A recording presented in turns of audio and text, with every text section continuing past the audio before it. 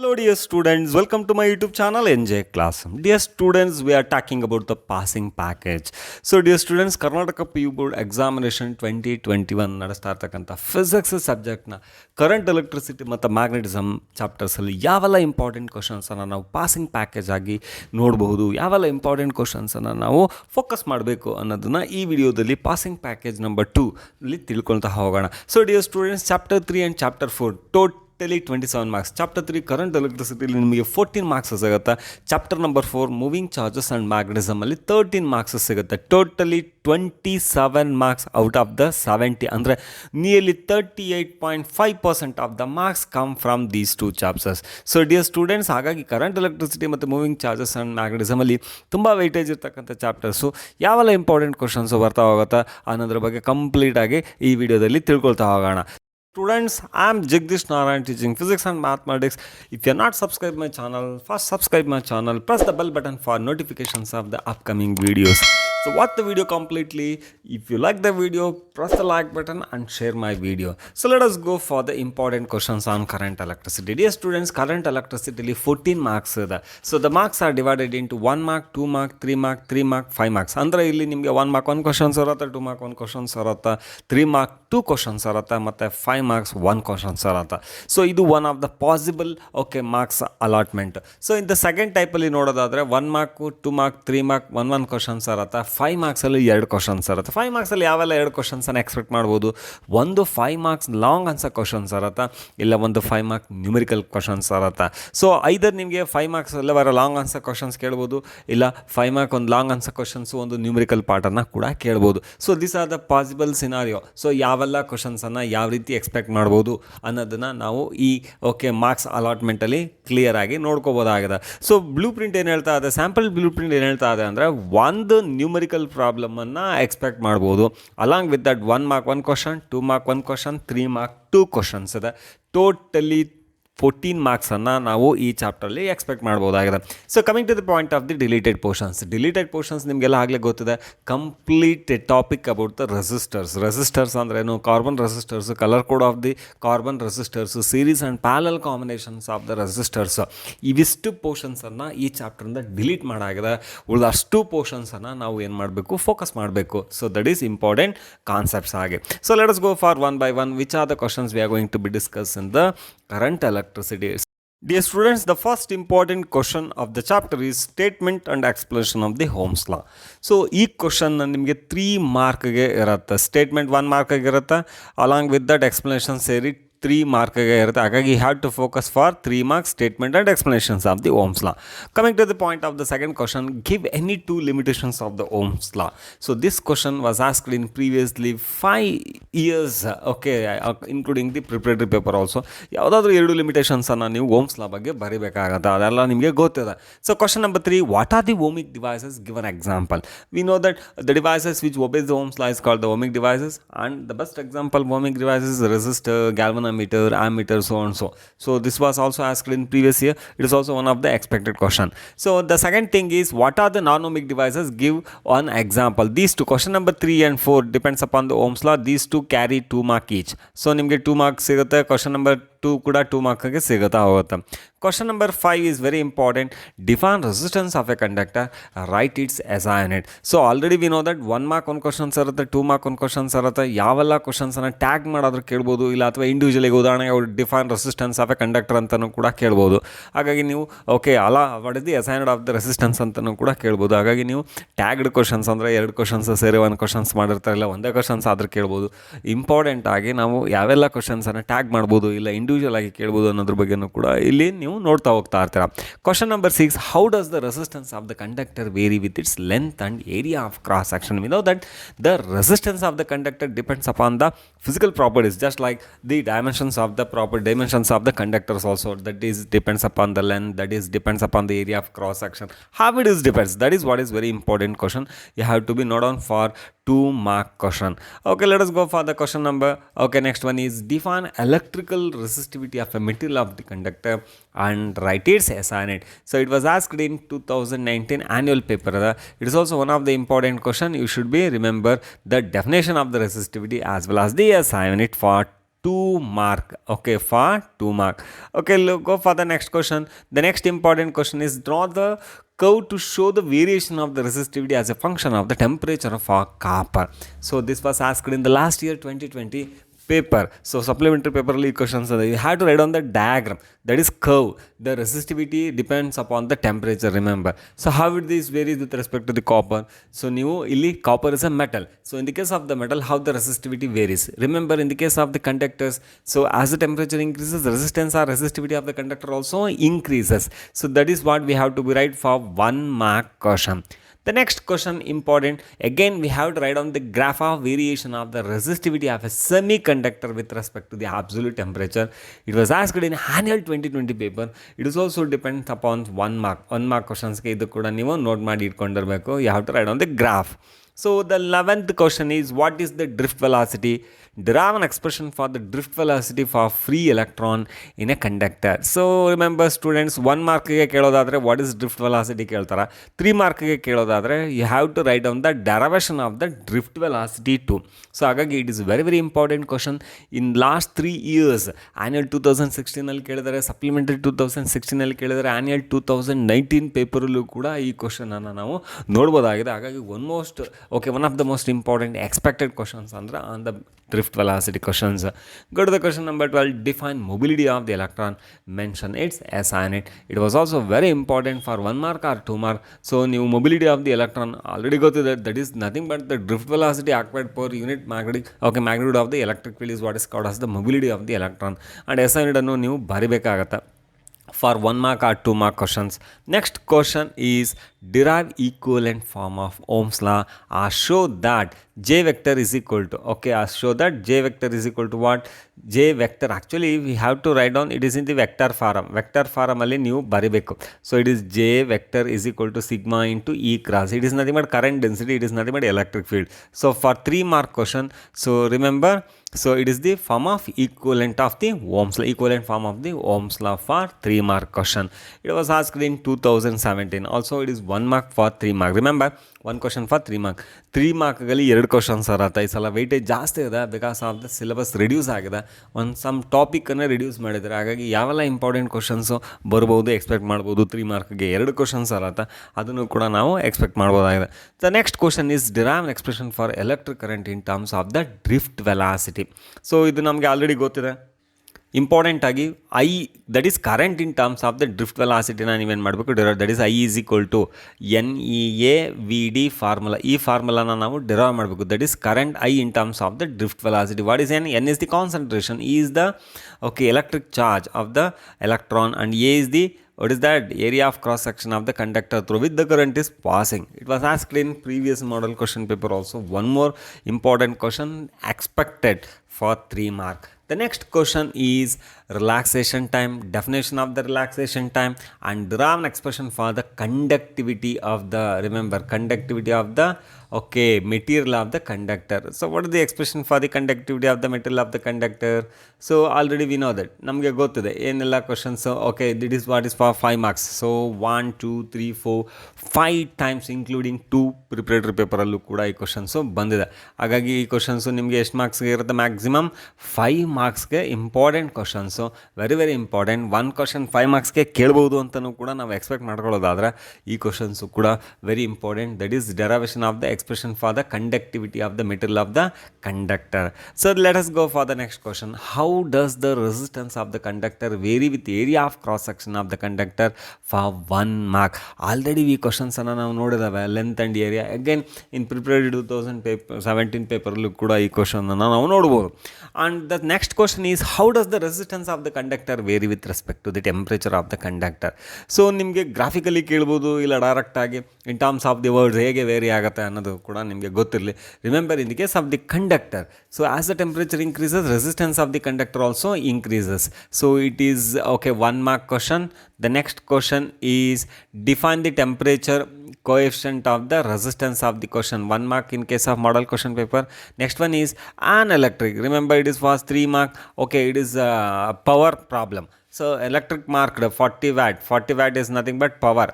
So ಇದನ್ನು ನಾವು power ಅಂತ ಕಂಡುಹಿಡಬೇಕು. ಇದು ಅಪ್ಲೈಡ್ ವೋಲ್ಟೇಜ್ ಆಗಿರುತ್ತೆ, used in electrical supply of A 100 volt supply. Voltage 100 volt ಇದೆ. What will be it's power? V know that power is equal to P is equal to I into V.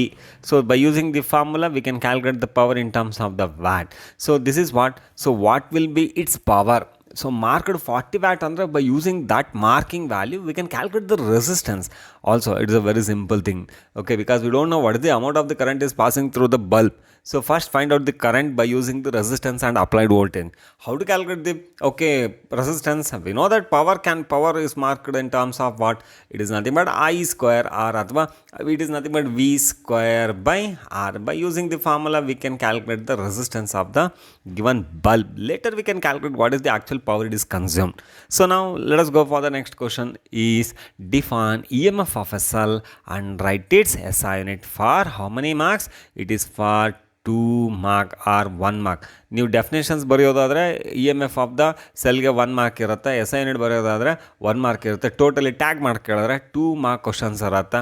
So it is also one of the important question in the 1 mark and 2 mark category. Go for the next one is state Kirchhoff laws. So it is also very very important for 3 mark. You have to state 2 important laws. One is Kirchhoff first law and Kirchhoff second law. It is also called as the junction rule and the loop rule. So you have to state the 2 important laws. It was asked in 2018 annual paper, 2017 supplementary paper, as well as the preparatory 2017 paper. Let us go for the next important questions. So dear students, the important question is derivation of the condition for the balance of the Wheatstone network. A very very important question. Okay, we can expect 99% in the 5 mark theory problem. Okay, so therefore what is the condition? We have to derive the balancing condition.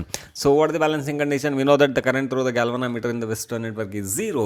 The network is said to be balanced. So that is with the diagram, along with the circuit diagram you have to show that. So remember, okay, considering the preparatory 2017, this question was asked in 7 times starting from 14 to 19. It was also 99 point. Okay, we can expect 99%. Okay, that is the condition for Wheatstone bridge. It is a very important question for 5 marks category. The next important thing is what is the condition for the balanced state of the Wheatstone network? 1 mark question asked in supplementary 2015. So what is the condition? Already we know that the current through the galvanometer is, that is Ig is equal to 0. If the current through the galvanometer is 0, if the current through the galvanometer is 0, now we say that the Wheatstone network is balanced. So just writing Ig is equal to 0 or current through the galvanometer is 0, it is enough to say that it is balanced Wheatstone network. So the 24th question is derive an expression for equivalent EMF and equal internal resistance of 2 cells in series. This question was asked in the last year supplementary paper for 5 marks. So the same question asked in parallel combination in previous years, including 1 model question paper also 2 times for 5 marks theory. So we have to derive either in series or parallel combination of the 2 cells. So you have to derive the expression for the equivalent EMF and equal internal resistance when we connect number of cells in series or parallel. Each question carry 5 marks. The next thing is what is potentiometer? Mention its uses. So it was not asked in any previous year question papers, but it was expected in model paper also.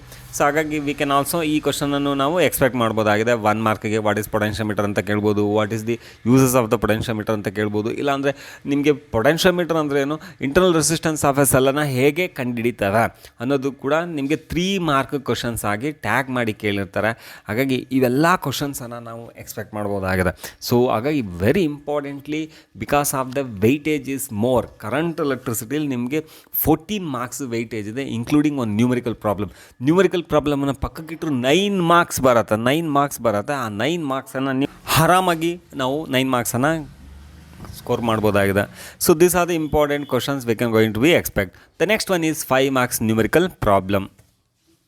Students, let us discuss about some important numerical problems. So comes under the current electricity concept. The first problem is based on the resistance of the wire. So a wire having length 2 meter, diameter 1.0 meter and resistivity 1.963 into 10 to the power of minus 8 meter. Okay, that is ohm meter. Usually the resistivity is in ohm meter. Okay. So here ohm meter. Okay, is connected in series with the battery of EMF 3 volt and internal resistance 1 ohm. Calculate the resistance of the wire and current in the circuit. So we know the formula for what is the resistance. So R is equal to rho into L divided by A.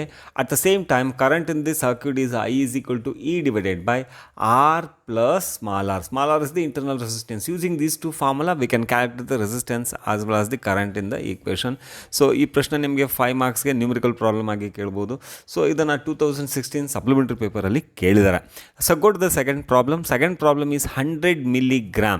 So mass of the nichrome direct ಆಗಿ mass of the nichrome ಕೊಟ್ಬಿಟ್ಟಿದ್ದಾರೆ. ಎಷ್ಟಿದೆ 100 milligram mass ಕೊಟ್ಟಿದ್ದಾರೆ. So ಇದನ್ನು ಏನು ಮಾಡ್ತಾ ಇದ್ದಾರೆ, a wire of area of cross section 0.05 millimeter square ಆಗಿ ಎಳಿತಾ ಇದ್ದಾರೆ. Calculate the resistance of the wire given density of the nichrome ಕೊಟ್ಟಿದ್ದಾರೆ and resistivity of the material of the ವೈರನ್ನು ಕೂಡ ಕೊಟ್ಟಿದ್ದಾರೆ. ಸೊ ಆಲ್ರೆಡಿ ರೆಸಿಸ್ಟಿವಿಟಿ ಫಾರ್ಮುಲಾ ಗೊತ್ತಿದೆ. Resistance is equal to rho into L divided by area. So remember rho ಮತ್ತು A ಕೊಟ್ಟಿದ್ದಾರೆ. So ಅಂದರೆ density okay ನಾವು ಬಳಸ್ಕೊಂಡು ನೀವು ಲೆಂತನ್ನು ಕ್ಯಾಲ್ಕುಲೇಟ್ ಮಾಡಬೇಕು. ಡೆನ್ಸಿಟಿ ಫಾರ್ಮುಲಾ ಗೊತ್ತಿದೆ. Density is equal to what? Density is equal to mass per unit volume. Volume is nothing but area into length. So by substituting the density area we can calculate the length and also given mass ಕೊಟ್ಟಿದ್ದಾರೆ. So ಲೆಂತನ್ನು calculate ಮಾಡ್ಕೊಳ್ಳಿ. ಲೆಂತನ್ನು calculate ಮಾಡಿ ರೆಸಿಸ್ಟೆನ್ಸ್ಗೆ substitute ಮಾಡಿದ್ರೆ ನಿಮಗೆ resistance of the wire ಈಸಿಯಾಗಿ ಗೊತ್ತಾಗುತ್ತೆ. So ಈ ಪ್ರಶ್ನೆನ 2018 ಆ್ಯನ್ಯುವಲಲ್ಲಿ ಕೂಡ ಕೇಳಿದ್ದಾರೆ. So let us go for the third problem is the number density of the free electron in a copper conductor is estimated as 8.5 into 10 to the power of 28 per meter cube. How long does the electron take to drift from one end to the other end of the copper wire of length 3 meter? The area of cross section of the wire is 2.0 into 10 to the power of minus 6 meter square and it carry a current of 3 amperes. So it is a very important problem. So it was asked in one of the model question paper. The current in an equation is I is equal to NEA VD. So using all this data we can calculate the drift velocity. So what we are going to calculate? We are going to calculate the time taken to drift through the length of the wire. So it is 3 meter. So what is the formula for time? Time is nothing but velocity is nothing but distance by time. Time is nothing but velocity, that is drift velocity divided by it is nothing but length of the wire divided by drift velocity. So ಈ ಫಾರ್ಮುಲಾನ apply ಮಾಡಿ ನಿಮಗೆ ಎಷ್ಟು time ತಗೊಳುತ್ತೆ ಅಂತ ಗೊತ್ತಾಗುತ್ತೆ. It is the very simple problem. So given ಡಾಟನ್ನು ಕರೆಕ್ಟಾಗಿ analyse ಮಾಡಿ ಸಬ್ಸ್ಟಿಟ್ಯೂಷನ್ ಮಾಡಿ. ಎಲ್ಲ ಸಬ್ಸ್ಟಿಟ್ಯೂಷನ್ಸು SI ಯೂನಿಟಲ್ಲಿರಬೇಕು. ಹಾಗಾಗಿ ನಿಮಗೆ ಕರೆಕ್ಟ್ ಆನ್ಸರು ಕರೆಕ್ಟ್ ಪಿಕ್ಚರು ಗೊತ್ತಾಗ್ಬಿಡುತ್ತೆ. Let us go for the fourth important numerical problem is a battery of internal resistance 3 ohm is connected to 20 ohm potential difference across the resistor of 10 volt. So if another resistor of 30 ohm is connected in series with the first resistor and battery is again connected to the combination, calculate the EMF and terminal potential difference across the combination. So EMF calculation ಮಾಡಬೇಕು ಗೊತ್ತಿದೆ. So ಮತ್ತು terminal potential ಡಿಫ್ರೆನ್ಸನ್ನು calculate ಮಾಡಬೇಕು ಗೊತ್ತಿದೆ. Resistance in series ಕೊಟ್ಟಿದ್ದಾರೆ ಮತ್ತು resistance in parallel. So ಅಲ್ಲೇನು ಮಾಡ್ತಾ ಇದ್ದಾರೆ, ಒಂದು 20 ohm ರೆಸಿಸ್ಟೆನ್ಸನ್ನು ಫಸ್ಟ್ ಕನೆಕ್ಟ್ ಮಾಡ್ತಾ ಇದ್ದಾರೆ. Internal resistance of the battery 3 ohm ಇದೆ. ಸೊ ನೀವೇನು ಕ್ಯಾಲ್ಕುಲೇಟ್ ಮಾಡಬೇಕು? EMF ಆಫ್ ದ ಮತ್ತು ಪೊಟೆನ್ಷಿಯಲ್ ಡಿಫ್ರೆನ್ಸ್ ಅಕ್ರಾಸ್ ದ ಕಾಂಬಿನೇಷನನ್ನು ಕ್ಯಾಲ್ಕುಲೇಟ್ ಮಾಡಬೇಕು. ನಮಗೆಲ್ಲ ಫಾರ್ಮುಲಾ ಗೊತ್ತಿದೆ. What is the calculation for EMF? So already we calculate the current. First ಕರೆಂಟನ್ನು ಕ್ಯಾಲ್ಕುಲೇಟ್ ಮಾಡ್ಕೊಳ್ಳಿ. E divided by R plus R. ಇಲ್ಲಿ ನಿಮಗೆ EMF ಫಾರ್ಮುಲಾ ಗೊತ್ತಾಗ್ಬಿಡತ್ತೆ. ಸೊ ಕರೆಂಟನ್ನು ಕ್ಯಾಲ್ಕುಲೇಟ್ ಮಾಡ್ಕೊಂಡ್ರೆ EMF ಫಾರ್ಮುಲಾ ಗೊತ್ತಾಗುತ್ತೆ. Terminal potential is nothing but V is equal to I into R. ಈ formula apply ಮಾಡಿ. ಸೊ ಆರಾಮಾಗಿ ಈ ಫಾರ್ಮುಲಾನು ಕೂಡ ಈ ಫಾರ್ಮುಲಾ ಸಬ್ಸ್ಟಿಟ್ಯೂಷನ್ ಮಾಡಿ ನ್ಯೂಮರಿಕಲ್ ಪ್ರಾಬ್ಲಮನ್ನು ಸಾಲ್ವ್ ಮಾಡ್ಬೋದು. ಇದನ್ನು ಆ್ಯನ್ಯುವಲ್ 2014 ಒಂದು ಸಲ ಕೇಳಿದ್ದಾರೆ. ಹಾಗಾಗಿ this type of the question is also very very important. Let us go for the question number 6. The question number 5. The 2 cells of EMF 2 volt and 4 volt and internal resistance 1 ohm and 2 ohm respectively are connected in parallel so as to send the current in the same direction through the external resistance 10 ohm. This is what is called as the external resistance 10 ohm. So now find the potential difference across the 10 ohm resistance. Potential difference on takshana V is equal to I into R. So what is I? I is nothing but the current. Current can be calculated as E divided by R plus R. What is the E? E is the effective EMF of the two cells in parallel. So what is small r? Small r is the effective internal resistance of the two cells in Parallel combination, what is R is given 10 ohm. So by calculating all these things we can calculate the potential difference across the 10 ohm resistance. So it is also a very important problem. So this problem was asked in 2015. So the problem is based on the cells in series and cells in parallel combination. Let us go for the next question. So two cells, okay, of 3 volt and 2 volt and internal resistance of 1.5 ohm and 1 ohm respectively are connected in parallel across 3 ohm resistors such that they tend to send current through resistors in the same direction. Calculate the potential difference across the 3 ohm. So this problem is similar to the question number 5. ಹಾಗಾಗಿ ನೀವು question number 5 ನ solve ಮಾಡಿದ್ದೆ ಆದರೆ question number 6 ಅನ್ನು ಆರಾಮಾಗಿ ಈಸಿಯಾಗಿ solve ಮಾಡ್ಬೋದು. So let us go for the seventh problem. This is based on the meter bridge experiments. So we know that in a meter bridge experiment, the balancing point is found to be, what is the balancing point? The balancing point is 33.7 centimeter from the left hand. So it is nothing but L. Okay, this is what is called as L, balancing length from the left hand. If now a resistance connected in parallel with the resistance at the right gap, then the null point occurs. This is what is called as L2 and this is what is called as L1. So determine the value of the resistance in the two gaps ಅಂತ ಹೇಳ್ತಾ ಇದೆ. So okay, so ಎರಡು ಗ್ಯಾಪಲ್ಲಿ S ಮತ್ತು ಆರಲ್ಲಿ resistance ಎಷ್ಟಿರುತ್ತೆ ಅಂತ ಕಂಡುಹಿಡೀರಿ ಅಂತ. So it's A very simple problem. ನಿಮಗೆ ಮೀಟರ್ ಬ್ರಿಡ್ಜ್ ಎಕ್ಸ್ಪೆರಿಮೆಂಟ್ಸನ್ನು ಮಾಡಿರ್ತೀರ ಲೆವೆಲ್ಲಿ. ಆ ಮೀಟರ್ ಬ್ರಿಡ್ಜ್ ಎಕ್ಸ್ಪೆರಿಮೆಂಟ್ಸಲ್ಲಿ ಯಾವ ರೀತಿ ರೆಸಿಸ್ಟೆನ್ಸ್ ಆಫ್ ದ ವೈರನ್ನು ಕ್ಯಾಲ್ಕುಲೇಟ್ ಮಾಡ್ತೀರ ಅನ್ನೋದು ಕೂಡ ಗೊತ್ತಿರುತ್ತೆ. ಸೊ ಅಲ್ಲಿ ನೀವು ಫಾರ್ಮುಲಾನ ಬಳಸ್ಕೊಳ್ಳಿ, ಓಕೆ, ಈಸಿಯಾಗಿ ಬರುತ್ತೆ. So resistance of the wire ಕಂಡುಹಿಡಿಯೋದು ಗೊತ್ತಿದೆ. ಎಷ್ಟಿದೆ ರೆಸಿಸ್ಟೆನ್ಸ್ ಆಫ್ ದ ವೈರ್ ಕಂಡುಹಿಡಿಯೋದು? We know that S is equal to, ಗ್ಯಾಪಲ್ಲಿ ಎಷ್ಟಿರುತ್ತಪ್ಪ, S is equal to, what is the formula for S?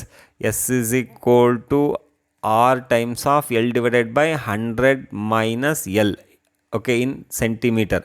So ಈ ಫಾರ್ಮುಲಾನ ಅಪ್ಲೈ ಮಾಡಿದ್ರೆ ರೈಟ್ ಗ್ಯಾಪಲ್ಲಿ ಮತ್ತು ಲೆಫ್ಟ್ ಗ್ಯಾಪಲ್ಲಿ ಇರ್ತಕ್ಕಂಥ, ಓಕೆ, ಫಸ್ಟು ಲೆಫ್ಟ್ ಗ್ಯಾಪಲ್ಲಿ ಇರ್ತಕ್ಕಂಥ ರೆಸಿಸ್ಟೆನ್ಸನ್ನು ಕಂಡುಕೊಂಡು ಆಮೇಲೆ ರೈಟ್ ಗ್ಯಾಪಲ್ಲಿ ಇರ್ತಕ್ಕಂಥ ರೆಸಿಸ್ಟೆನ್ಸನ್ನು ಆರಾಮ್ಸಾಗಿ ಕಂಡುಹಿಡಿಬೋದು. So this is also question, one of the question asked in model question paper based on the meter bridge experiment. Let us go for another problem based on the Wheatstone network. So in a given circuit, calculate the current through the galvanometer. So dear student, by using the Kirchhoff laws, we can calculate the current Ig through the galvanometer whose resistance is equal to 5 ohms. Look at the diagram ನೋಡ್ತಾ ಇದ್ರೆ ನಿಮಗೆ ಗೊತ್ತಾಗ್ಬಿಡತ್ತೆ. So 5 ohm resistance ಇರ್ತಕ್ಕಂಥ ಒಂದು galvanometer ಎಷ್ಟು current pass ಆಗ್ತಾ ಇದೆ. So usually 4 arms, okay, ರೆಸಿಸ್ಟೆನ್ಸನ್ನು ಕೊಟ್ಟಿದ್ದಾರೆ, 1 ohm, 2 ohm, 4 ohm ಮತ್ತು 3 ohm. ಸೊ ಕಿರ್ಚಾಫ್ ಲಾಸನ್ನು ಅಪ್ಲೈ ಮಾಡಿ, ಜಂಕ್ಷನ್ ರೂಲು ಮತ್ತು ಓಕೆ ಮೆಸಲನ್ನು ಅಪ್ಲೈ ಮಾಡಿ ಈ ಪ್ರಾಬ್ಲಮನ್ನು ಆರಾಮಾಗಿ, ಓಕೆ, ಈಕ್ವೇಷನ್ಸನ್ನು ಡ್ರಾ ಮಾಡಿಕೊಂಡು ಸಾಲ್ವ್ ಮಾಡಿದ್ರೆ ನಿಮಗೆ ಕರೆಂಟ್ ಥ್ರೂ ದ ಗ್ಯಾಲ್ವನೋಮೀಟರ್ ಎಷ್ಟಿದೆ ಅಂತ ಗೊತ್ತಾಗ್ಬಿಡತ್ತೆ. ಸೊ ಈ ಪ್ರಾಬ್ಲಮನ್ನು ಲಾಸ್ಟ್ ಇಯರ್ ಸಪ್ಲಿಮೆಂಟ್ರಿಲಿ ಕೇಳಿದ್ದಾರೆ. It's a very interesting problem. So next problem is also based on the Wheatstone network. So ಇಲ್ಲಿ ಡಯಾಗ್ರಾಮ್ ಕೊಟ್ಟಿಲ್ಲ. Instead of the diagram, so 4 ಆರ್ಮ್ಸಲ್ಲಿ ಯಾವೆಲ್ಲ ರೆಸಿಸ್ಟೆನ್ಸ್ ಇದೆ, 100 ohm, 10 ohm, 5 ohm ಮತ್ತು 60 ohm ರೆಸಿಸ್ಟೆನ್ಸನ್ನು, okay, ಕೊಟ್ಟಿದ್ದಾರೆ. A galvanometer of 50 ohm is connected. So this is what is called as 100 ohm and 10 ohm, 5 ohm and 60 ohm is connected to a galvanometer of 15 ohm is, okay, between BD. Calculate the current through the galvanometer when the potential difference 10 volt is applied across the AC. So ಈ questions ಅನ್ನು 2014, 2016 preparatory ಪೇಪರಲ್ಲಿ ಕೇಳಿದರೆ, ಹಾಗಾಗಿ this question is also very one of the expected questions.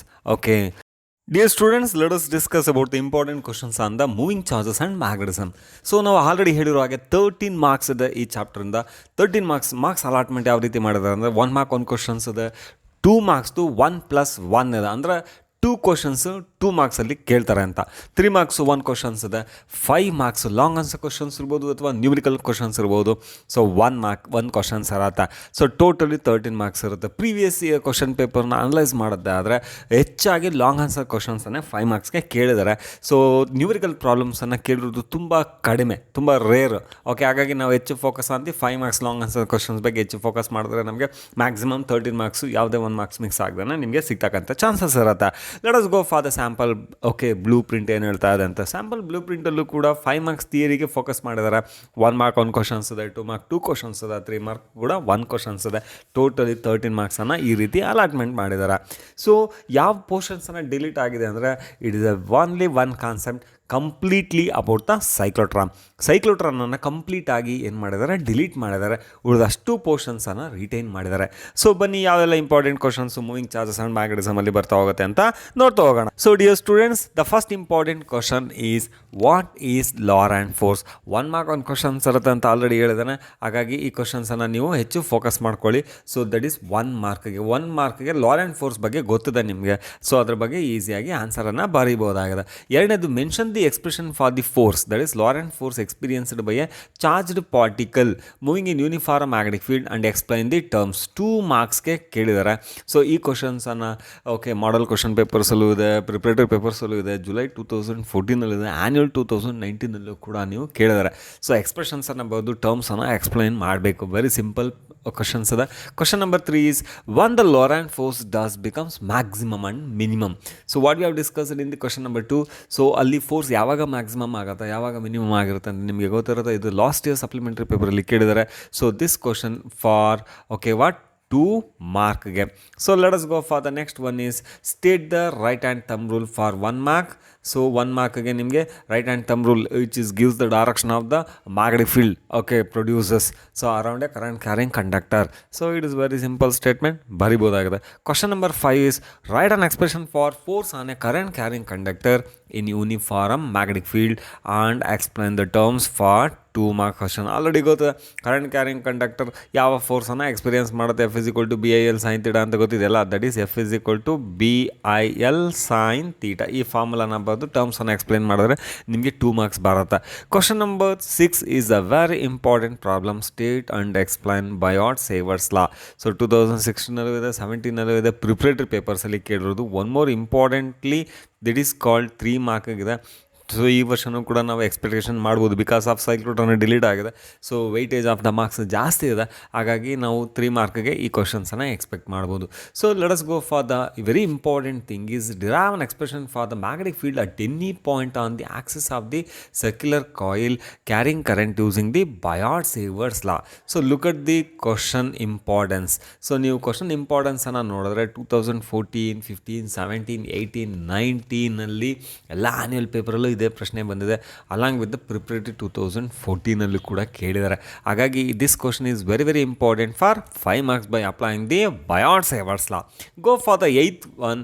State Ampere circuital using that derive the expression for the magnetic field at any point due to long current carrying conductor. ನೀವು ಇಲ್ಲಿ Ampere circuital statement ಮಾಡಬೇಕು. ಅದನ್ನು ಬಳಸ್ಕೊಂಡು expression for the magnetic field around a current carrying conductor outside the current carrying conductor. So ನೀವು ಡೆರವೇಷನ್ಸನ್ನು ಮಾಡಬೇಕಾಗಿದೆ. ಈ question ಬಂದು ನಿಮಗೆ ತುಂಬ ಸಲ ಕೇಳಿದ್ದಾರೆ. So 14, 15, 18, 19, 20. Look at the importance of this question. It is a very important question for 5 marks. So let us go for the another 3 mark question is what is solenoid. So ನಿಮಗೆ 1 mark what is solenoid ಅಂತ ಕೇಳ್ಬೋದು. Mention the expression for the magnetic field due to solenoid ಅಂತ 1 ಮಾರ್ಕ್ಗೆ ಕೇಳ್ಬೋದು. ಅಥವಾ ಕ್ವಶನನ್ನು tag ಮಾಡಿ 2 ಮಾರ್ಕ್ಗೂ ಕೂಡ ನಿಮಗೆ ಕೇಳ್ಬೋದು. ಅಥವಾ 3 ಮಾರ್ಕ್ಗೂ ಕೂಡ ಕೇಳುವಂಥ ಸಾಧ್ಯತೆ ಇರುತ್ತೆ. ಟೊರಾಯ್ಡ್ ಬರಬೇಕು. What is the formula for the magnetic field produced by the toroid. So ಅದನ್ನು ಕೂಡ ಕ್ವಶನ್ ನಂಬರ್ 10 ಅದು ಕೂಡ ನಿಮಗೆ ಸೇಮ್ ಸಾಲಿನಾಯ್ಡ್ ರೀತಿಯೇ. ಸೊ ಎಕ್ಸ್ಪ್ರೆಷನ್ಸನ್ನು ಕೇಳ್ಬೋದು 2 ಮಾರ್ಕ್ಗೆ ಇಲ್ಲ 3 ಮಾರ್ಕ್ಗೆ ಟ್ಯಾಗ್ ಮಾಡಿ ಕೂಡ ಕೇಳ್ಬೋದು. ಬಟ್ ಆಲ್ರೆಡಿ ಒಂದು ಸಲ ಕೇಳಿದರೆ ಮಾರ್ಚ್ 2016 ಈ ಕ್ವಶನ್ಸು ಬಂದು ಹೋಗಿದೆ. So let us go for the question number 11 is derive an expression for 5 marks. Very important, very very important. Derive an expression for force between 2 infinitely long current carrying wires and hence define 1 ampere. Look at the previous year question papers. So 2015 preparatory, 2015 supplementary, 2016 preparatory, March 2016, July 2016, supplementary 2017, supplementary 2018 and the last annual paper 2020 ಕೂಡ ಈ ಕ್ವಶನ್ಸನ್ನು ಕೇಳಿದ್ದಾರೆ. So nearly ನೀವು ಪ್ರಿಪ್ರೇಟರಿನ consider ಮಾಡೋದಾದ್ರೆ nearly 8 times ಈ ಪ್ರಶ್ನೆ ಬಂದಿದೆ. So that is a very very important questions. And hence ನೀವು ಡೆರವೇಷನ್ಸನ್ನು force per unit length between the 2 infinitely long current carrying wires derivation ಮಾಡಾದಮೇಲೆ ಡೆಫಿನೆಟ್ ಆಗಿ 1 ಆಂಪಿಯರನ್ನು ಯೂಸಿಂಗ್ ದಟ್ ಫಾರ್ಮುಲಾ ಡಿಫೈನ್ ಮಾಡಬೇಕು. That is also very important. Derivation 4 ಮಾರ್ಕ್ಸ್ಗೆ ಇರುತ್ತೆ. Definition of the 1 ampere 1 ಮಾರ್ಕ್ಗೆ ಇರುತ್ತೆ. Question number 12 is what is the nature of the force between two conductors carrying current in the same direction? So ಇದು 1 ಮಾರ್ಕ್ಗೆ ನೀವು already last ಡೆರವೇಷನ್ಸಲ್ಲಿ ಮಾಡಿದ್ರ. So ಅಲ್ಲಿ ನೀವು nature of the ಫೋರ್ಸನ್ನು ಬರಿಬೇಕಾಗತ್ತೆ. So whether it is attractive or repulsive 1 ಮಾರ್ಕಿಗೆ ಇರುತ್ತೆ. So if the current in the same direction nature of the force is attractive. If the current in the opposite direction so that means what in opposite direction nature of the force is repulsive ಅಂತ ಬರಿಬೇಕಾಗುತ್ತೆ. ಕೊಡ್ದ question number 13 write the expression for force per unit length between two straight parallel current carrying conductors of infinite length and hence define as a unit of the current ampere ಅಂತ. So ಇಲ್ಲಿ ನೀವು 2 ಮಾರ್ಕ್ಗೆ ಈಕ್ವೇಷನ್ಸನ್ನು 1 ಮಾರ್ಕಿಗೆ ಬರೆದು definition of the ಆಂಪೇರನ್ನು ಕೂಡ 1 ಮಾರ್ಕಿಗೆ ಬರೀಬೇಕು. Annual 2019ನಲ್ಲಿ ಈ ಪ್ರಶ್ನೆ ಬಂದಿದೆ. So question number 14 mention the expression for the torque experienced by a current loop in a magnetic field and explain the terms. We know the formula for what is the torque is equal to mb sin theta. M is nothing but magnetic moment, B is nothing but magnetic field in which the current carrying loop is placed. Theta is the angle made by the magnetic moment and the current, that is magnetic field. So ಇದಕ್ಕೆ ಎಕ್ಸ್ಪ್ರೆಷನ್ಸನ್ನು ಬಾರ್ದು ಟರ್ಮ್ಸನ್ನು ಹೇಳಬೇಕು. 2 ಮಾರ್ಕಿಗೆ ಇರುತ್ತೆ. Go to the question number 15 define magnetic moment write its assigned. One of the important question may be expected for 2 marks. So it was asked in many model question papers. The 16th question is a very important, that is 3 ಮಾರ್ಕ್ಗೆ. ಇಲ್ಲ ನಿಮಗೆ 1 ಮಾರ್ಕ್ಗಾದ್ರೆ ಕೇಳ್ಬೋದು, ಇಲ್ಲ 3 ಮಾರ್ಕ್ಗಾದ್ರೆ ಕೂಡ ಕೇಳ್ಬೋದು. So with neat diagram explain how to convert a galvanometer into voltmeter. So 2017 annual ಸಪ್ಲಿಮೆಂಟ್ರಿಲಿ 2 ಸಲನೂ ಕೂಡ ಕೇಳಿದ್ದಾರೆ. ಪ್ರಿಪೇರ್ಡ್ 2015ನಲ್ಲಿ ಈ ಕ್ವಶನ್ಸ್ ಇದೆ. ಸೊ ನೀವು ಗ್ಯಾಲ್ವನೋಮೀಟರ್ನ ಹೇಗೆ ವೋಲ್ಟ್ ಮೀಟರ್ ಆಗಿ ಕನ್ವರ್ಟ್ ಮಾಡ್ತೀರಾ along with the diagram explanations ಮಾಡಬೇಕು. ಮತ್ತು ಗ್ಯಾಲ್ವನೋಮೀಟರ್ನ ವೋಲ್ಟ್ ಮೀಟರ್ ಕನೆಕ್ಟ್ ಮಾಡಬೇಕಾದ್ರೆ ಹೈ ರೆಸಿಸ್ಟೆನ್ಸನ್ನು ಸೀರೀಸ್ ಕನೆಕ್ಟ್ ಮಾಡಬೇಕಾಗತ್ತೆ. So what the value of the high resistance, ಆ ಈಕ್ವೇಷನ್ಸನ್ನು ನೀವು ಡಿರೈವೇಷನ್ ಮಾಡಿ ಹೇಳಬೇಕು. So let us go for the question number 17 for 3 mark. So 16 ಕೂಡ 3 ಮಾರ್ಕಾಗಿರುತ್ತೆ, 17 ಕೂಡ 3 ಮಾರ್ಕ್ ಇರುತ್ತೆ. ಇಲ್ಲಿ ಗ್ಯಾಲ್ವನೋಮೀಟರ್ನ ಆಮ್ಮೀಟರ್ ಆಗಿ ಕನ್ವರ್ಟ್ ಮಾಡಬೇಕು. ಇದು ಕೂಡ 4 ಬಾರಿ ಪ್ರಶ್ನೆ ಬಂದೋಗಿದೆ. ಸೊ ಗ್ಯಾಲ್ವನೋಮೀಟರ್ನ ಆಮ್ಮೀಟರ್ ಕನೆಕ್ಟ್ ಮಾಡಬೇಕಾದ್ರೆ ನಮಗೆ ಇರ್ತದೆ ಸ್ಮಾಲ್ ರೆಸಿಸ್ಟೆನ್ಸನ್ನು in parallel to the galvanometer connect ಮಾಡ್ತಿದ್ದಾಗನೇ ಅದೇನಾಗುತ್ತೆ ಆಮ್ಮೀಟರ್ ಆಗಿ ಕನ್ವರ್ಟ್ ಆಗುತ್ತೆ ಅಂತ. ಸೊ ಇವಿಷ್ಟು ಇಂಪಾರ್ಟೆಂಟ್ ಕ್ವಶನ್ಸು ನೀವು ಮೂವಿಂಗ್ ಚಾರ್ಜಸ್ ಆ್ಯಂಡ್ ಮ್ಯಾಗ್ನೆಟಿಸಮ್ ಬಗ್ಗೆ ತಿಳ್ಕೊಂಡಿರಬೇಕು ಡಿಯರ್ ಸ್ಟೂಡೆಂಟ್ಸ್. ಸೊ ನಾವು ನೆಕ್ಸ್ಟ್ ಮಾತಾಡೋದಾದರೆ 3 ಅಥವಾ 5 ಮಾರ್ಕ್ಸ್ ನ್ಯೂಮರಿಕಲ್ ಪ್ರಾಬ್ಲಮ್ಮು ಯಾವೆಲ್ಲ ಪ್ರಾಬ್ಲಮ್ಸು ಬರುತ್ತವೆ ಅಂತ.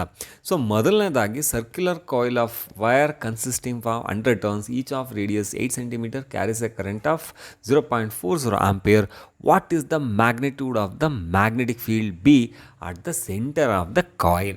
ಸೊ ಇದು ನಾನು ಆಲ್ರೆಡಿ ಹೇಳಿರೋ ಹಾಗೆ ನ್ಯೂಮರಿಕಲ್ ಪ್ರಾಬ್ಲಮ್ಗೆ ಅಷ್ಟು ಇಂಪಾರ್ಟೆನ್ಸನ್ನು previous year question paper analyse ಮಾಡಿದ್ರೆ ಗೊತ್ತಾಗ್ಬಿಡುತ್ತೆ. ಅಷ್ಟು ಇಂಪಾರ್ಟೆನ್ಸನ್ನು ಕೊಟ್ಟಿಲ್ಲ. ಮ್ಯಾಕ್ಸಿಮಮ್ ಇಂಪಾರ್ಟೆನ್ಸ್ ಕೊಟ್ಟಿರೋದು 5 ಮಾರ್ಕ್ಸ್ ಥಿಯರಿ ಮೇಲೆ. ಹಾಗಾಗಿ ನೀವು ನ್ಯೂಮರಿಕಲ್ ಪ್ರಾಬ್ಲಮನ್ನು may be we can expect. So choice ತೊಗೊಳ್ಳದೆ ಇಲ್ಲ sir we are going to study ಅಂತ ಹೇಳಿದ್ರೆ ನೀವು 3 ಅಥವಾ 5 ಮಾರ್ಕ್ಸ್ ನ್ಯೂಮರಿಕಲ್ ಪ್ರಾಬ್ಲಮಲ್ಲಿ ಯಾವೆಲ್ಲ ಈಕ್ವೇಷನ್ಸ್ ಡೆರೈವ್ ಮಾಡಿದ್ರು on the basis of the same equations ಮೇಲೆ ಪ್ರಾಬ್ಲಮ್ಸನ್ನು ಕೊಡ್ತಾ ಹೋಗ್ತಾರೆ. ಇಲ್ಲಿ ನೀವು magnetic field duty circular coil, so ಅಲ್ಲಿ ಕಂಡುಹಿಡಿಬೇಕು at any point on the Axis ಇರ್ಬೋದು, ಇಲ್ಲ ಸೆಂಟರ್ ಇರ್ಬೋದು. ಈ ಪ್ರಶ್ನೆ ಕೂಡ ಕೊಟ್ಟಿದ್ದಾರೆ, ವೆರಿ ಇಂಪಾರ್ಟೆಂಟ್ ಪ್ರಾಬ್ಲಮ್. ನಿಮಗೆ 5 ಮಾರ್ಕ್ಸ್ಗೆ ಈ ಪ್ರಶ್ನೆ ಬರುತ್ತೆ, ಮ್ಯಾಕ್ಸಿಮಮ್ 5 ಮಾರ್ಕ್ಸ್ಗೆ ಇರುತ್ತೆ. Go for the second one is a long straight wire carries a current of 35 ampere. What is the magnitude of the field B at the point 20 centimeter from the wire? By applying the ampere circuit ಎಲ್ಲ ನಾವು magnetic ಫೀಲ್ಡನ್ನು ಹೇಗೆ ಕಂಡುಹಿಡಿಯೋದು ಅಂತ ಕಂಡುಹಿಡ್ಕೊಂಡಿದ್ದೀವಿ. 3 ಮಾರ್ಕಿಗೆ ಕೇಳೋದಾದರೆ ಈ ಪ್ರಶ್ನೆಯನ್ನು ಕೇಳ್ತಾರೆ. So let's go for the another one is a 3.0 centimeter wire carries a current of 10 ampere is placed inside a solenoid perpendicular to its axis. The magnetic field inside the solenoid is given by 0.27 Tesla. What is the magnetic force on the wire? So ನಮಗೆ ಗೊತ್ತಿದೆ F is equal to, what is the formula for F? F is equal to BIL sin theta ಅಂತ. ಇಲ್ಲಿ ಬಿಗೆ ನೀವು magnetic field produced by the solenoid ಕೊಟ್ಟಿದ್ದಾರಲ್ಲ 0.27 tesla ಡೈರೆಕ್ಟಾಗಿ put ಮಾಡಿ. So perpendicular ಅಂತ ಹೇಳಿದ್ರೆ theta is equal to 90 degree put ಮಾಡಿ, you will get the answer very easily. So go for the 4th one is 2 concentric circular coils X and Y of radii 16 cm and 10 cm respectively lie in the same vertical plane containing the north to south direction. Coil X has 20 turns and carries a current of 16 ampere. Coil Y has 25 turns and carries a current of 18 amperes. The sense of the current in X is anti-clockwise and clockwise in Y. For an observer looking at the coil facing west give the magnitude and direction of the net magnetic field due to the coil at their centre. So ಈ ಪ್ರಶ್ನೆ ಬಂದು NCERT text ಬುಕ್ಕಲ್ಲಿದೆ, very important ಅದ. So ನೀವು higher level thinking problems ಅಂತ consider ಮಾಡಿದ್ರು okay. Problem seems to be lengthy and also solution seems to be lengthy, but very important. So okay, for higher ನೀವು competitive ಲೆವೆಲ್ಸ್ನಲ್ಲಿ ಈ ಥರ ಪ್ರಾಬ್ಲಮ್ಸನ್ನು ಸಾಲ್ವ್ ಮಾಡಿದ್ರೆ you will become most perfect. So now let us go for the next one is a current of 5 amperes flows through a circular coil of 500 turns and radius of 5 centimeter. Calculate the magnetic field at the center of the coil at a point 12 centimeter away from the center of the coil along its axis. ನಾವು first problem ಹೇಳಿದ್ನಲ್ಲ, same ಪ್ರಾಬ್ಲಮನ್ನು ಇಲ್ಲಿ ನೀವು okay same problem ಇದು first problem ಮತ್ತು fifth problem ಅಲ್ಲಿ ಏನು ಕೇಳಿದರೆ 2 ಟೈಮ್ಸ್ ಕೇಳಿದರೆ, ಒಂದು at the centre of the coil ಅಂತ ಕೇಳಿದರೆ, ಇನ್ನೊಂದು at the point 1 centimetre away from the centre ಅಂತ ಹೇಳಿದ್ದಾರೆ. ಸೊ ಸೆಂಟರ್ಗೆ ನೀವು ಫಾರ್ಮುಲಾ ಬೇರೆ ಆಗುತ್ತೆ, okay at any point on the ಆಕ್ಸಸ್ಗೆ ಫಾರ್ಮುಲಾ ಬೇರೆ ಆಗುತ್ತೆ. ಇದು 4 pi mu naught is equal to 4.10⁻⁻⁷ Henry/meter ಅಂತ ಇದೆ. ಸೊ ಇದನ್ನು ಸಬ್ಸ್ಟಿಟ್ಯೂಷನ್ ಮಾಡಿ ಈಸಿಯಾಗಿ ನೀವು ಫಾರ್ಮುಲಾನ ಓಕೆ ಸಬ್ಸ್ಟಿಟ್ಯೂಷನ್ ಮಾಡಿದ್ರೆ ನಿಮಗೆ ಫಾರ್ಮುಲಾ ಗೊತ್ತಾಗುತ್ತೆ. 5 ಮಾರ್ಕ್ಸ್ ಇರುತ್ತೆ ಈ ನ್ಯೂಮರಿಕಲ್ ಪ್ರಾಬ್ಲಮ್ ಇನ್ ಕೇಸ್ ಕೇಳಿದರೆ. ಅರ್ಥ ಆಗ್ತಾ ಇದೆಯಾ? ಯಾವುದಾದ್ರು 1 ಪಾಯಿಂಟಲ್ಲಾದ್ರೂ ಕೇಳ್ಬೋದು, ಅಥವಾ ಸೆಂಟರ್ ಮತ್ತು ಓಕೆ 2 ಪಾರ್ಟ್ 2 ಅಂತ ಇದೆ. ಓಕೆ ಪಾರ್ಟ್ 2ನಲ್ಲಿ 12 centimetre x is equal to 12 centimetre ಅಂತ ಕನ್ಸಿಡರ್ ಮಾಡ್ಕೋಬೇಕು. X is equal to 12 centimetre ಅಂತ ಕನ್ಸಿಡರ್ ಮಾಡ್ಕೊಳ್ಳಿ. ಮ್ಯಾಗ್ನೆಟಿಕ್ ಫೀಲ್ಡ್ ಫಾರ್ಮುಲಾ ಗೊತ್ತಾಯಿದೆ. What is that formula? mu naught by 4 pi okay 2 pi n I r square divided by r square plus x square whole to the power of 3/2 at any point on the axis putting the x value. So by putting the x is equal to 0 you will get the center value. So substitution ಮಾಡಿ, so lengthy calculations ಆಗುತ್ತೆ, but you will get definitely a answer. So let us go for the next one is a square coil of side 10 centimeter consists of 20 turns and carries a current of 12 ampere. The coil is suspended vertically and the normal to the plane of the coil makes an angle of 30 degree with the direction of the uniform horizontal magnetic field of magnitude 0.80 Tesla. What is the magnitude of the torque? So dear students, already go to the magnitude of the torque and idlikke formula ಎಲ್ಲ ನಿಮಗೆ already ಬಂದು ಹೋಗಿದೆ. What is the formula for torque acting on the coil? The torque acting on the coil tau is equal to mb sin theta. ಇಲ್ಲಿ ನೀವು calculate ಮಾಡಬೇಕಾಗಿರೋದು magnetic moment first. It is equal to I into A. So ನೀವು magnetic moment calculate ಮಾಡಿಕೊಂಡ್ರೆ torque ಪ್ರಾಬ್ಲಮನ್ನು ಆರಾಮಾಗಿ calculate ಮಾಡ್ಬೋದಾಗಿದೆ. Let us go for the next one is 2 long and parallel straight wires A and B carrying current of 8 ampere and 5 ampere in the same direction are separated by a distance of 4 centimeter. Estimate the force on a 10 centimeter section of the wire ಅಂತ. ಇದು already ಗೊತ್ತಿದೆ. It is nothing but F is equal to F by L formula. So it is nothing but mu naught by 2 pi IA IB divided by L. So ನಮಗೆ ಬೇಕಾಗಿ that is called D, distance between the 2 conductors. So ನಮಗೆ ಬೇಕಾಗಿರೋದು force on 10 centimetre wire. ನೀವು calculate ಮಾಡ್ಕೊಳ್ಳೋದಾದರೆ mu naught by 2 pi IA IB divided by D into L. ಈ formula apply ಮಾಡಿ you will get the answer. The next one is a galvanometer having a coil of resistance 12 ohm gives full scale deflection for a current of 4 milliamp. How can it be converted into a voltmeter range of 0 to 24 volt? So this is 3 mark question, conversion of galvanometer into voltmeter. So this question is a very important for 3 mark. It was asked in July 2016. So already ನಿಮಗೆ formula ಗೊತ್ತಿರುತ್ತೆ. Volt meter convert ಮಾಡಬೇಕಾದ್ರೆ I ರೆಸಿಸ್ಟೆನ್ಸನ್ನು ಎಷ್ಟು connect ಮಾಡಬೇಕು, R is equal to V by okay IG minus G ಅಂತ ಗೊತ್ತಿದೆ. ಆ substitution ಮಾಡಿ ನಿಮಗೆ ಆನ್ಸರ್ ಬರುತ್ತೆ. So let us go for the next question is A galvanometer coil has a resistance of 12 ohm and the meter shows a full scale deflection for a current of 3 milliamp. How will you convert meter into a voltmeter of range 0 to 18 volt? Same 8 ಮತ್ತು 9 ಎರಡು 3 mark based on the conversion of galvanometer into voltmeter ಆಗಿರುತ್ತೆ. The last problem is determine the small resistance to be connected in parallel with the given galvanometer of resistance 50 ohm in order to convert it into an ammeter range of 0 to 50 milliamp. Given current required to produce full scale deflection is 1.5 milliampere. So ಈ problem ಒಂದು ಗ್ಯಾಲ್ವನೋಮೀಟರಿಂದ ಆಮ್ಮೀಟರ್ಗೆ convert ಮಾಡೋದಾಗಿದೆ. Small resistance S is equal to ಗೊತ್ತಿದೆ, formula apply ಮಾಡಿ. So small ರೆಸಿಸ್ಟೆನ್ಸನ್ನು calculate ಮಾಡಿ, that has to be connected in parallel with the galvanometer, so has to converted into the volt meter of range 50 milliamp. So dear students, ಈ ಥರ ನೀವು ಒಂದಿಷ್ಟು ಇಂಪಾರ್ಟೆಂಟಾಗಿ ಯಾವೆಲ್ಲ ಇಂಪಾರ್ಟೆಂಟ್ ಪ್ರಾಬ್ಲಮನ್ನು ಎಕ್ಸ್ಪೆಕ್ಟ್ ಮಾಡ್ಬೋದು ಮೂವಿಂಗ್ ಚಾರ್ಜಸ್ ಆ್ಯಂಡ್ ಮ್ಯಾಗ್ನೆಟಿಸಮ್ ಮೇಲೆ ಅನ್ನೋದೊಂದಷ್ಟು ಫೋಕಸ್ ಮಾಡಿಕೊಂಡ್ರೆ, ಸೊ ನಾವು ಯಾವುದೇ ಚಾಯ್ಸ್ ಇಲ್ಲದೆ ಆಲ್ರೆಡಿ ಹೇಳಿರೋ ಹಾಗೆ 27 ಮಾರ್ಕ್ಸನ್ನು ಆರಾಮಾಗಿ ಗ್ರ್ಯಾಪ್ ಮಾಡ್ಬೋದಾಗಿದೆ. ಸೊ ಹಾಗಾಗಿ ನಿಮಗೆ ಈಸಿಯಾಗಿ ಈ ಚಾಪ್ಟ್ರಲ್ಲಿ 13 ಮಾರ್ಕ್ಸ್ ಬರುತ್ತೆ. ಸೊ ಕರೆಂಟ್ ಎಲೆಕ್ಟ್ರಿಸಿಟಿಲಿ 14 ಮಾರ್ಕ್ಸ್ ಬರುತ್ತೆ.